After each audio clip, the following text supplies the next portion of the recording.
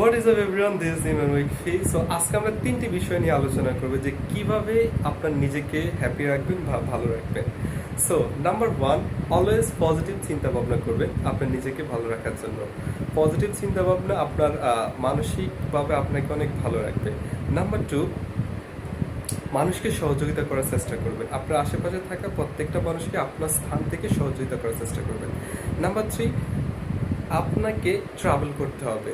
So ট্রাভেলের বিকল্প কোনো কিছু নেই। যারা আমরা ইয়াং আছি বা আমরা অবশ্যই চেষ্টা করবো শরীরে যতক্ষণ শক্তি আছে ততক্ষণ আমরা ট্রাভেল করার জন্য, কারণ ট্রাভেল করলে আপনার হেলথ, মাইন্ড সব কিছু অনেক ভালো হয়ে যায়। কারণ আমি নিজে অনেক ট্রাভেল করেছি বা ট্রাভেল করার খুবই ইচ্ছা। কারণ যারা আমরা এখন বর্তমান আমরা যে সময় আছি, আমরা ডিজিটাল কানেক্টেড, লাইক ডিজিটালি আমরা কানেক্টেড ফোনের সাথে, ডিভাইসের সাথে, যার জন্য আমরা অনেক সময় আমরা স্ক্রোলিং করে নষ্ট করছি, কিন্তু আমরা নিজেকে সময় দিচ্ছি না। সো নিজেকে সময় দেওয়ার জন্য হলেও একবার হলো প্রতি মাসে আপনি একটাবার হলে ট্রাভেল করতে ট্যুর দিতে পারেন, কিংবা আপনি মান্থলি 2টা বা 3টাও ট্যুর দিতে পারেন।